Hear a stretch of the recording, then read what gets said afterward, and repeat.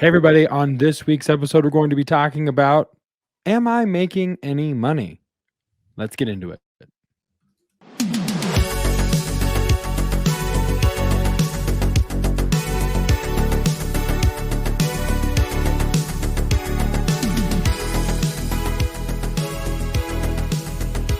What is up, Print on Demand Cast? It is great to be back with you. Like I said, we're going to get into the topic of, am I making any money? But before we get there, be sure to like and subscribe the podcast wherever you are listening to it right now. Leave us a review if you're on Apple Podcasts. Let us know how you feel about the show. And then we're on all the socials, all of them. Just go to printondemandcast.com/ and then fill in the blank. Instagram, Facebook, YouTube. We're there. We are there for you always. So, and joining me, as always, is my co-host, Travis Ross. Travis from the White Room there in Make Your Mark Design. That's totally not a green screen for those watching on YouTube or Spotify.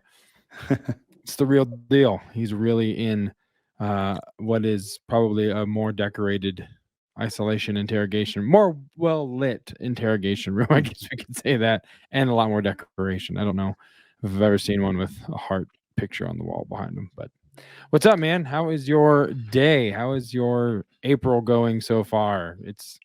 Are we? Yeah, we're halfway through April, which is it's tax day actually today. Oh yeah, it April is 18th. tax day. Yeah. Congratulations, and I'm sorry, depending on if you get a return or you have to pay, because it can hurt. It can hurt a lot. So yeah, we're halfway through April. I don't know what the crap that's about. I feel like time just moves quicker the older you get, and then we're not going to get dark and macabre here, folks. It's just crazy that we're already halfway through April. So how is your April going so far? We were talking about Stanley Cup playoffs are starting now.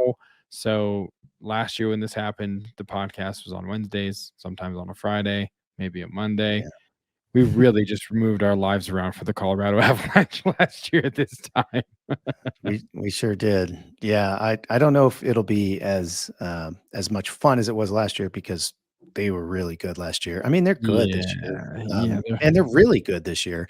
I don't know. It's I will definitely attend a bar and buy cheap drinks for sure. And watch. Yeah, once everyone's back from their Hawaii trip, all of our buddies. Stanley Cup viewing crew are all enjoying the sun and sand like we both were at several times this last couple months. So so yeah, we'll see what happens. The Avalanche are good. They're just a little injury plagued.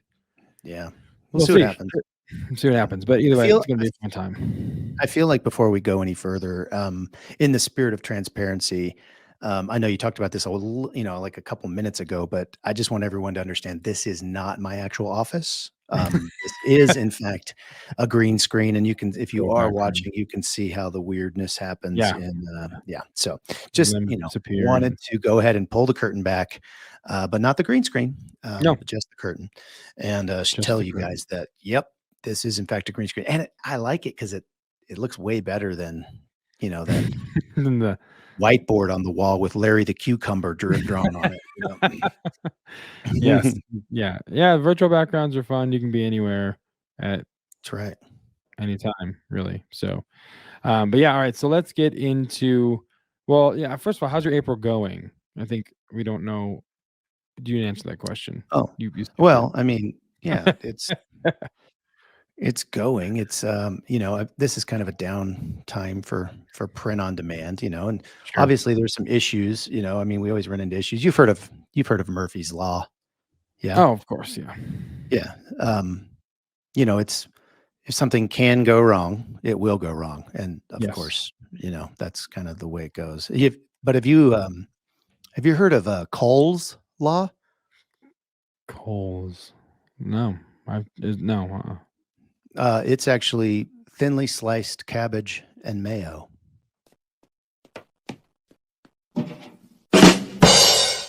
Time for the weekly dad joke.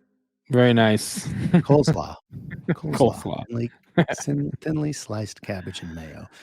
Yes. Yeah, I wouldn't say that, I don't think we're, like, living in the middle of Murphy's Law or anything, I mean, because there's a lot more things that could go wrong, Yeah. in business and just in life, but no, it's, April is April, and, like I say, it's a little bit slower, but, we're, Mhm. trying to figure out stuff. Actually, Uncle Mike and Aunt Jackie, if you're a longtime listener to the show, you know who they are. They're actually in the other room right now, at our No. office, and, we're, kinda meeting and strategizing and just figuring some stuff out. So, yeah, so things are moving forward, I guess.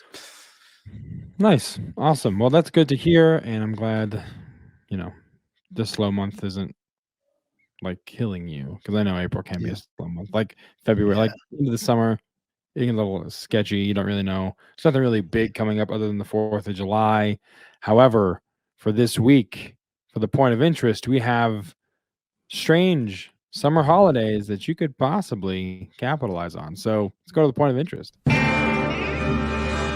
Well, howdy, partner. Welcome to the point of interest part of the POD cast. So grab your hat and hold on tight because we got some learning to do.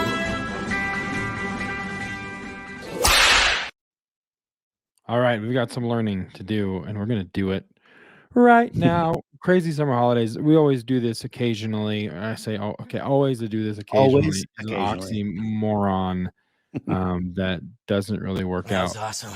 So we occasionally do this where we'll kind of say like, hey, coming up in the future months are some very abstract holidays that maybe you could take advantage of and Mhm. print some stuff for. So we're just going to highlight a couple that Yeah. are on the way. April 29th, National Pool Opening Day. Okay. Mm. So get It's the good to know. tank tops going. Yeah. It's also my birthday. So if anyone's taking notes, April 29th is my birthday. And I'm getting this year what I got So last you year. get nothing. Unless we play poker and I maybe win. So that's a possibility. So yeah, National Pool Opening Day. Mhm. Let's see what else we have. National Uh, Safe Sun Week. okay, yeah. Okay, May 22nd. Sure. So that actually ties into, May 27th, which is National Sunscreen Day. So you could probably, sunscreen and all that. But the cool thing about May Yeah. 27th, in my personal opinion, and that is that it's actually National Grape Popsicle Day. Nice. Yeah. I can't remember the last time I had a good grape popsicle. Well, Or a popsicle in general, actually, to be May quite honest with 27th would be a you. great day to enjoy one. Yeah, so as you can probably tell at this point, some of these holidays you might be able to design something for, and create something, and, you Yes. if you are planning on that, you wanna get it out now. I mean, but then other po Yeah. you're And we'll let probably not gonna sell any. I mean, we are maybe, going to let I don't know. you yeah, we're gonna let you decide which Right. one is which, and it'll be a learning experience. Alrighty then. Mm. Yeah, so, So, but like, June 28th is okay. Wimbledon. You can do some Yeah, tennis focused stuff to get ready yeah. for Wimbledon. Now, don't use the word Wimbledon in your description, No, because I'm no, sure because that would be a bad thing, but you Emotional damage. wouldn't be good. right, would not Yeah. be good, the summer solstice is June 21st, a lot of things happening, around that. People do recognize that that's a day, and so you could Yep. do some things around that. Um, the one thing that you can do, and I know some people, I mean, a lot more t-shirt sales probably in the summer. Probably a lot fewer coffee mug sales in the Yeah. summer because it's Yep. hot, Yep. people aren't thinking of they won't want hot drinks necessarily in the summer, but you might sell some more tumblers, or some Sure. skinny tumblers or things, things Sure. of that nature, water bottles. But I mean, those are like the basic idea behind, seasonality of products, Yeah. but you combine those with one of these amazing, strange summer holidays that we're talking about, Yeah. and you might hit a winner.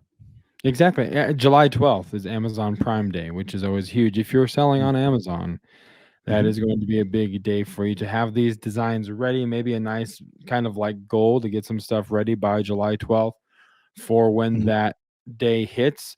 Don't forget, July 10th is Nude Recreation Week, and then July 14th is National Nude Day. So maybe not so much a winner for merch sales and t-shirt sales, but depending on your preference in recreational activities, you could have a reason to just let your freak flag fly and go have yourself a time somewhere that they allow such things to take place.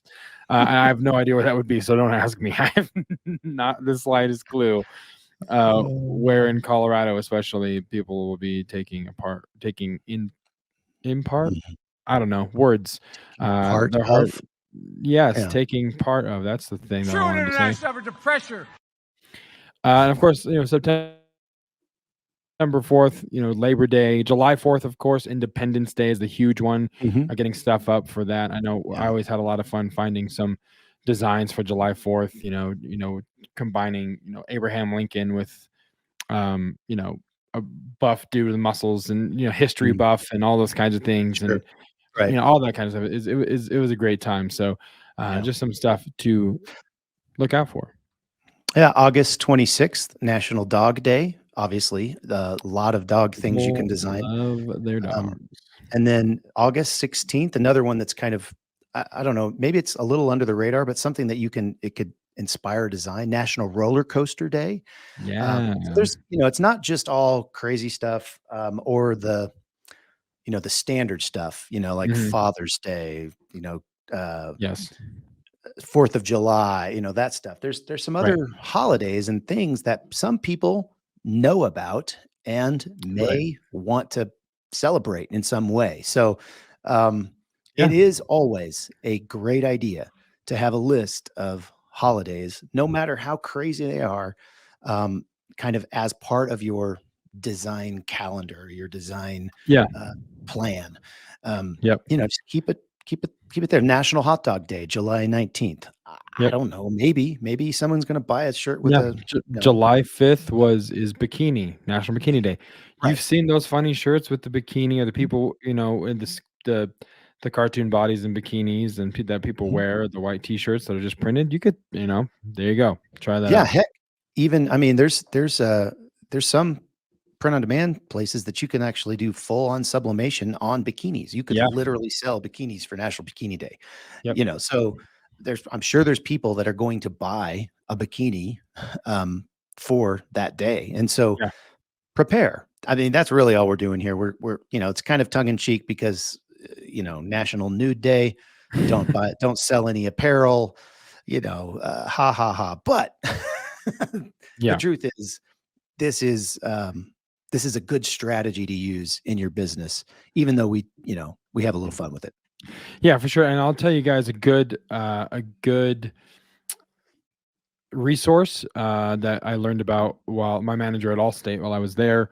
It told us about nationaltoday.com is something you can go to and look up the holidays for every single day. So like today is International Juggers Day. Juggers? I got a Oh, fever. no. That's not what I said. I meant to say International Jugglers Day. Where they Okay. never mind. So that's there. National Animal Crackers Day is today. National Velociraptor Awareness Day. That's today. So there's lots Wow. of things that you can go and you can actually click ahead and see what's coming up. So for marketing purposes too, if you're looking for a social media post idea just to get out there with a design that might work with Velociraptor Appreciation Day, whatever, you can tie those two things together. So nationaltoday.com is a great resource for those kinds of things. Yeah, there's like a crap ton. It's Conan O'Brien's birthday today. Who knew? Well, nationaltoday.com knew. They sure did. It's also Kourtney Kardashian's birthday, which who knew? Or You know what else it is? It's a World Amateur Radio Day. I feel like we are celebrating that qualify right for that? now.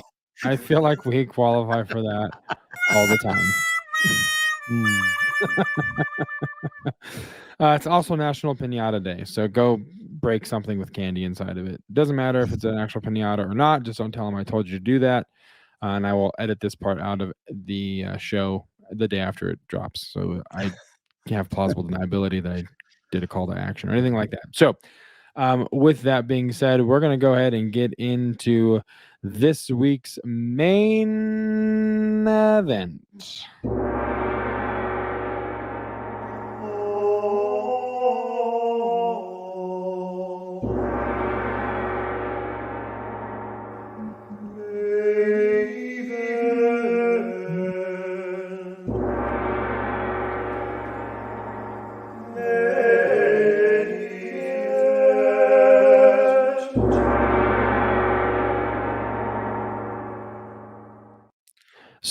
this main event, just to forewarn you, is going to get into some of the details, or Let's get down to the nitty gritty.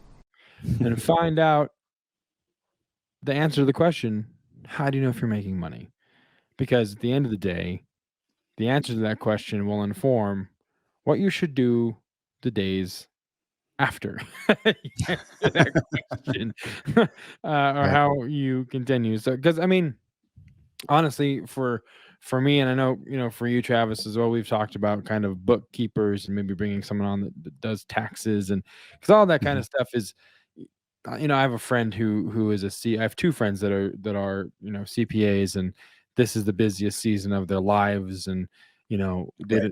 they have no respite. And when they tell me, when I ask the question like, how's work going, and they do anything, if they dive any deeper, then man, it's crazy busy. If they start telling me like the specifics of this client that they have, Mhm. it's another language. You know what I mean? Right. Accrual Mhm. basis, cash basis. I'm like, dude, I don't just did you have a good day? Just say yes or no. Because that's all I can really relate to at this point. But at the end of the month, are you making anything, and how do you know if you're making anything? And Travis, you were talking to me before we pressed record, after we filtered through a myriad of potential dad jokes, which is what we always do when we log on to the call. Like the first thing, you just Mhm. burn so much time with nonsense and waffling. So, but we're talking about contribution margin versus gross margin. And so, Mhm. for those listening, and because you certainly have a better handle on what exactly those two things are and how they differ, kind of walk us through what each of those are, Mhm. benefits, pros, cons, and how they differ, how they're similar, and we can kind of go from there. And if I have any questions, I will interject. Okay. I know you'll probably be nodding off by the end of this because, yeah, I'll some of just this end can it. get a little heady. I will just man the board here, and Okay. anytime I hear a good nugget, or if I'm learning something, learn today. it's going to be an educational experience. Right. Well, I'll try not to bore people, but, this kinda came about. I was listening to a podcast that was talking about, contribution margin, and they were talking about, like, how to price your products, actually, is what they were talking about, specifically in print. And, um, at as I was listening to it, there were things, and I was like, "Yeah, but what about this? And you're not taking, that doesn't take into account this part, and how do you figure this out?" And so, um, I wanted to kind of, like, talk a little bit about the contribution margin and Sure. what that is and all of that. And then, what kind of the pros and cons to that are. And then on the same side, talk about the gross margin, which is a different kind of, methodology, I guess, of looking at your business. And so, how does this, and I think in the end, I think in the end, this is going to help you know if you're making any money, or at least to know like what your break even is. And I think that's, I mean, obviously, if you're in business, that's super important. So anyway, gross margin versus contribution margin. So gross margin is going to encompass all of the costs of a specific product, while contribution margin is only encompassing the variable costs of a product. So you've got really two costs in any business, Mhm. and it could be argued that there's others, but if you really boil it down, you've got variable costs, and you have um, what's the other one? What's the one I'm thinking of? The other one, Fixed. fixed cost, or yes, fixed cost. Thank you. So you've got this variable cost, and what the variable cost is, it's based on your sales. It's based on like, what does it cost you when somebody buys something? And then the fixed cost is, what does it cost you if nobody buys something? So Yeah. those are things that are going to be fixed, no matter if you sell one or 1,000. There's a certain number of costs in your business that will not change. The variable costs obviously do change with those because they're variable, right? Yeah. So gross margin is going to encompass all of that based on a product, whereas, um, v- whereas the contribution margin is only going to include the variable cost of a good. And there's kind of pros and cons to both of those. So what we've done with our bookkeeper, she is incredibly smart and a wizard with spreadsheets. And we have gone down the gross margin path. And um, basically that gross margin for a good is going to include those variable costs, but it also includes some other things. So, Okay. for instance, the gross margin is going to include like the cost of the good. So if it's a t-shirt, it's going to include the t-shirt. If it's a coffee mug, it's going to include the coffee mug. It's going to include how much ink was used on that. If you did a transfer, the paper that was involved in the transfer. If it was a shirt and you needed to pre-treat it, it's going to include the pre-treat. It's going to include the packing materials for that product. Is it a poly bag? Is it a box? Do you use tape? Is it a styrofoam mailer with tape, or what is it? And then the direct labor that is actually used to make that product. And that's going to be based on time. How long does it typically take to make a coffee mug? How long does it typically, and this can change in your business, because if you have one heat press versus 10 heat presses, you can probably do a lot more with 10 heat presses. Now there's a law of diminishing returns with one person. Maybe they can only optimally operate 6 heat presses. And so when you add that 7th, you're not getting the same benefit as when you added that 4th or 5th, because they just can't, wrap the transfers and print them and wrap them in time before, beep, beep, beep. It's telling you to take the bug out of the heat press. So, but none of that really matters, because you're going to do this kind of time analysis. And I've talked about this. We did this for a while. And we basically did different products and different numbers of products and all of these different time frames. And we did it over the course of like 2 or 3 weeks. And, we do 10 mugs. Then the next time we do, 5 mugs, 7, water bottles, and all of these things in sublimation, different products and different amounts of products. And then after that, we said, okay, we just, the last we did 1,000 sublimation products.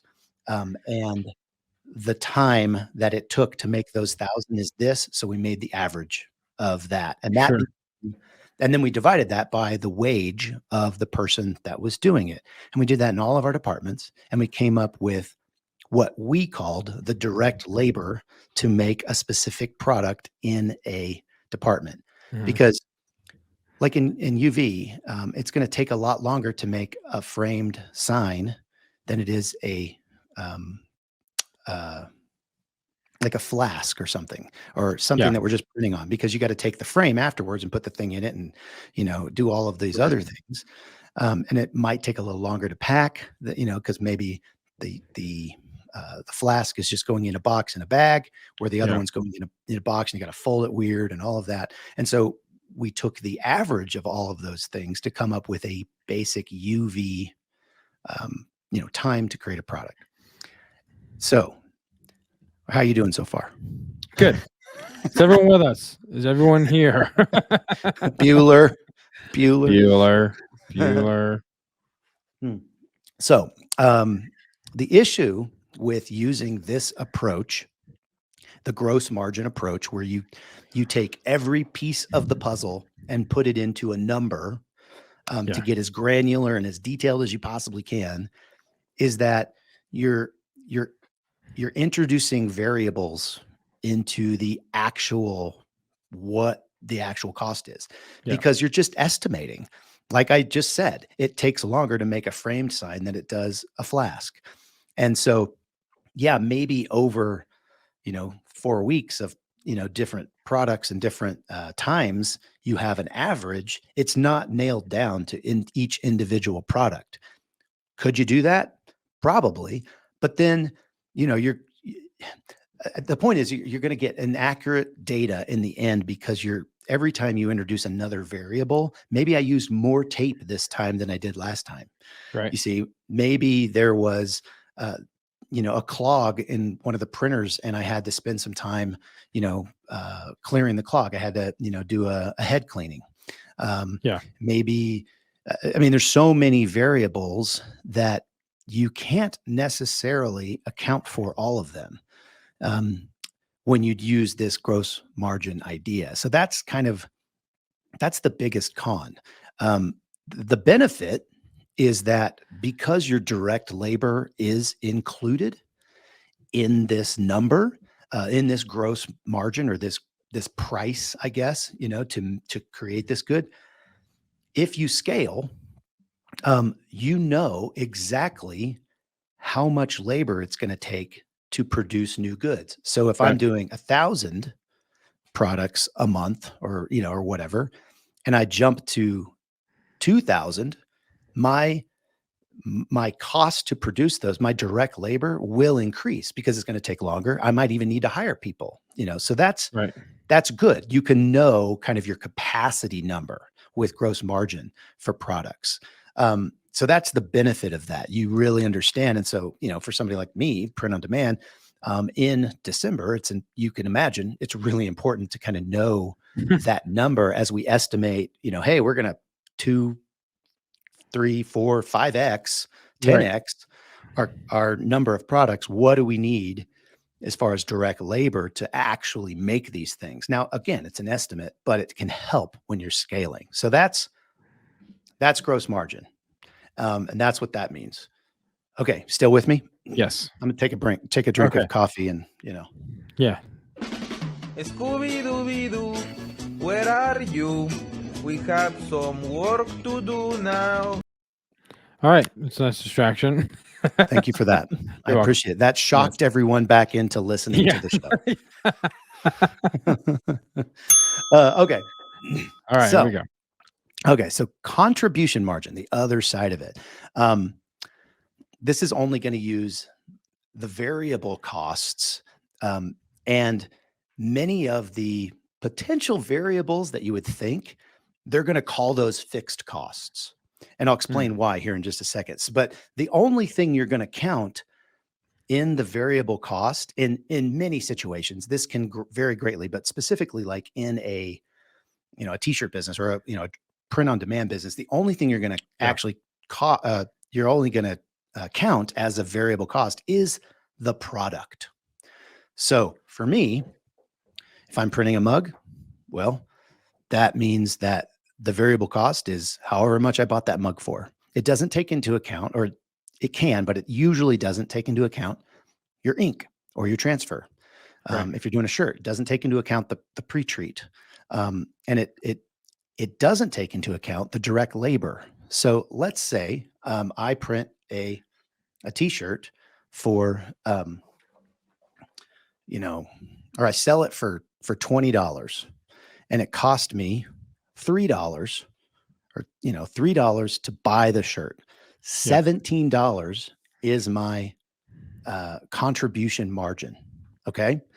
$3 is the variable cost. So what the contribution margin is any amount of money you make on a order, or, on a product that you sell, that is above your variable cost, your direct variable cost. So only the cost of the good.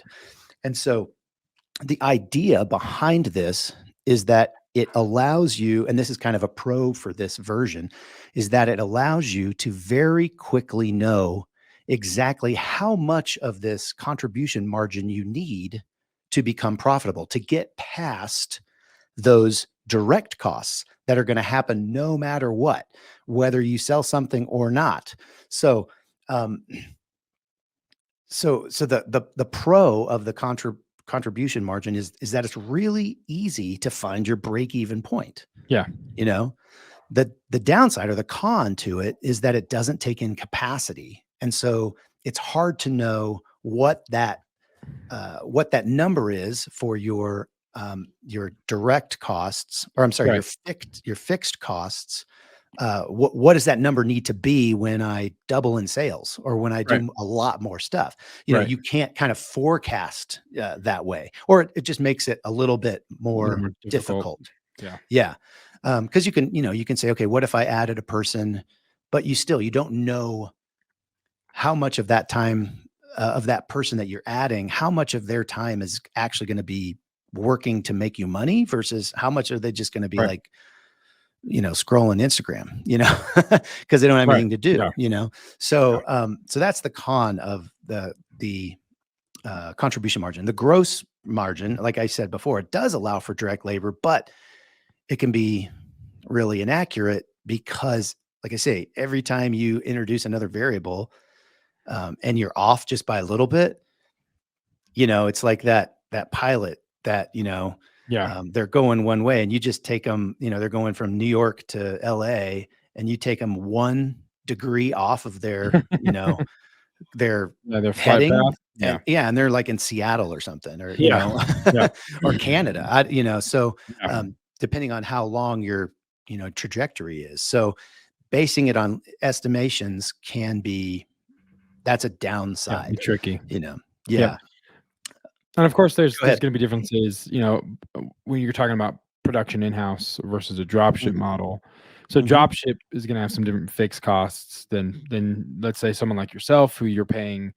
You have a lot of fixed costs because, like you said, whether you sell a shirt or not, you're still paying rent. You still have employees. You still have, equipment leases or payments, whatever. It's going to be fixed regardless. So if you're drop shipping, if you're out there and you're just doing the dropship model, your fixed costs, you could be asking yourself, well, what in the world what are my fixed costs? Because I'm not doing production in house, and I don't have a huge staff. So here's some things you can kind of think about when you're thinking about fixed costs. And of course, this goes into, the I guess both contribution and gross when you're thinking about what fixed costs are. So subscription fees to design, research, design Photoshops or Photopea or whatever, research, Merchant Informer, Jungle Scout, whatever, those kinds of tools, E-Rank, marketplace tools. If you have a pro account for Amazon, you're going to be paying that $40 a month. The percentages, you're selling on Etsy, you're going to sell, it's going to be 2% or 15% or 18% on Amazon. So, those costs are going to hit either way. Those costs are going to be more related to your variable cost product. Right. Because you're going to, that only happens if you actually sell something. Sure. Yeah. So I guess a 20 cent. Yeah. I guess a 20-cent listing fee could kind of go either way, but sure. You get the idea. Yeah, that makes sense. And then you've got virtual assistants, your own salary, if you're paying yourself anything, if you're renting an office space, of course, the costs associated with that, accounting softwares and or bookkeepers. Again, if you're not savvy on this kind of stuff, you're probably going to have an accounting software or bookkeeper. Utilities, you're thinking about the power, electricity, your computer, all that kind of stuff, what it's taking to run that. Any kind of email broadcast software, MailChimp, anything like that you're going to using to capture emails as a marketing tool as well. Those are some things to keep in mind when you're trying to figure out what your fixed costs are that will help you determine if you're making money at the end of each and every month. Right. And then from there, you would, after you have that, so that's your mountain, that's the mountain you have to climb each month to profitability. And so then you have to figure out your variable costs. So if you're drop shipping, I know I mentioned earlier, I sell a t-shirt for $20, my variable cost is $3. If you don't have a production center, that's not going to be your cost, your variable cost. If you're selling a shirt for $20, maybe let's just call it, $25 because you're charging shipping or whatever. So we can take that out of the equation. Maybe you buy your shirt for $10. So, and then there's a 15% fee, because you sold it on Amazon, or 6.5 fee plus your 20 cents and plus the whatever other fee Etsy decides to charge.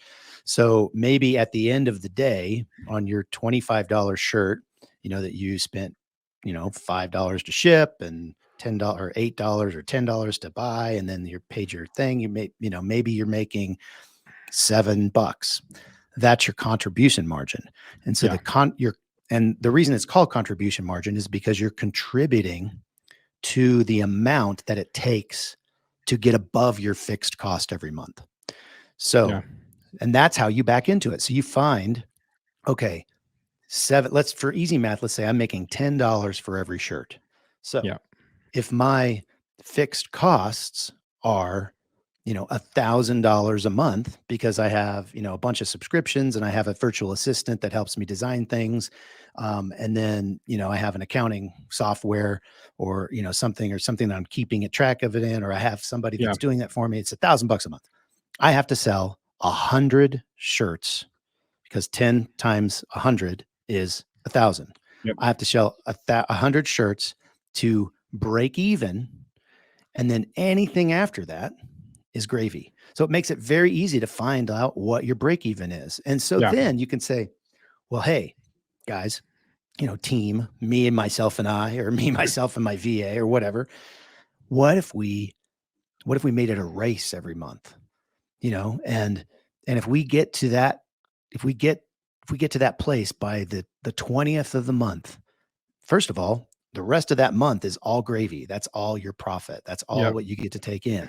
But if we get to that spot, and we're gonna get donuts for the team, or I'm gonna, send you a gift card on Amazon if you're a VA and you're away or something.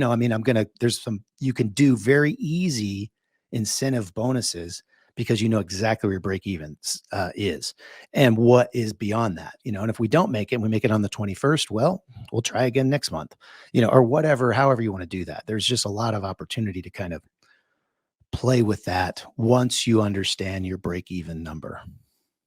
Yep. So it's a lot of information, folks, and you're probably going to want to pause, rewind, take notes, and then rewind, and then pause, and then take more notes. But there's a lot of stuff in there when you're trying to figure out the answer to the question. If you're making money, how do you know if you're making money? And if it can be really hard to want to dig in and kind of take those notes and give that attention if numbers make your head hurt. But if you are running a business, you're going to have to at some point or another get used to numbers and figuring this kind of stuff out, because that's going to let you know whether or not you have a business to run the next day or the next month, the next 6 months, next year. And so some of the things to think about. So and contribution margin is the easiest way for most POD sellers to kind of figure out, like Travis said, that break even and what's profit after that. That kind of gives you a good place to start and set your goals. Like you said, if it's just you, yourself, and I, okay, you got to sell this many shirts. If you have a VA, if you have a salesperson, if you no matter how big that your company is, you have the ability to set those goals and those numbers so people know what you have to hit, even for yourself. Put it in front of you every day and tally as you go. Because we talked about those, those drop ship fixed costs. You can also use it to, in some ways, kind of strategize like, hey, I need to make myself personally, I need to make $1,000 extra a month. That's why I started this. And so now I have $1,000 of fixed cost. You throw your 1,000 in with that as a fixed cost. So now your fixed cost is $2,000, and now I need to sell 200 shirts. And so you can actually put your own goals into that fixed cost bag, if you will, or make it that mountain that you got to climb every month. So yes, contribution margin is the easiest way for most, especially drop ship, because you don't have a whole lot of fixed costs. You're probably, using a computer that you would use otherwise, that it's just your house computer. It's not necessarily a business computer, and so you're not paying anything for that. You're not, paying really much in anything except for, your subscription fees and things like that. Or if you have a virtual assistant, so your fixed costs are really low. So it makes it pretty easy to, again, find that break even and then plan, what do I need to sell? And so then the question becomes, how do I sell? And that's a whole nother podcast. Yeah, it's a whole nother topic for a whole nother time. But yeah, it's always good to have those goals in front of you. And if you want, you can pull a Michael Scott and you can just make a little something there to track your progress. And it goes as you go. There you go. And when you get to the top, you've reached your goal. You can always get inspiration from The Office and the Crime Aid episode. Always. Yep. Oh my goodness. Awesome. Well, thank you guys so much for listening. And hopefully you found this information helpful and insightful. And if you have any questions, if you have any other insights into this particular topic, you can always let us know. And by joining the Facebook group, printondemancast.com/Facebook is where you can go to join the conversation, join the family, join the community, and let us know your thoughts. And if you have any additional questions to this, eventually it would be nice to get someone like a bookkeeper, someone that knows that numbers are their world. And so they, they might have some other hints or kind of tips to kind of make this whole process a little bit more palatable for those that don't enjoy the topic. Sure. So put on mancast.com/Facebook so we can go to join the community. As I said before, you can go to Instagram, put on mancast.com/Instagram and /YouTube. And we are there as well. And if you are listening on Apple Podcasts, please leave us a review. Let us know what you think of the show. And then basically what that does is it just helps this podcast get in front of the people that need it the most, and just helps the algorithm and tell Apple's algorithm or Spotify's algorithm or whatever podcast platform you're using, that we need to be in front of more people's eyes, which we agree. We agree with that. Or ears, depending on what they want to do. So, and of course, printondemancast.com just by itself is a place you should go. There's an archive of the shows. There's the merch store. There's signing up for the newsletter, and you get a bonus dad joke each and every week when you do that. So, Travis, anything else before we wrap this one up? No, I mean, I'll just echo you. If you're not signed up for the weekly newsletter, please do so. I do send out some pretty interesting stuff that doesn't necessarily make it in the Facebook group, but check that out. Won't spam you. You do get an extra dad joke and some relatively interesting information about the print on demand world each and every week. And it's not really long, so it's pretty easy on the eyes. Easy read. So check it out. printondemancast.com. All right. So be sure to do that, and then let us know. Hey, if you do, let us know what the extra dad joke is, so we know. So we know that you know that we know that you know that we know that we all know. So with that being said, we're excited to be back with you again very soon. But for now, for Travis, I'm Josiah. We'll see you next time right here on the Print on Demand cast. See ya. Hey babe, thanks for listening to this week's episode of the Print on Demand cast. We hope you enjoyed the Totally Tubular Show. If you got a question or a suggestion for the show, send Travis and Josiah an email at info@printondemandcast.com. Want to be wicked nice? Take a minute to rate and review the show on iTunes or wherever you get your podcasts. And don't forget to subscribe now so you don't miss next week's episode. See you next time, for sure.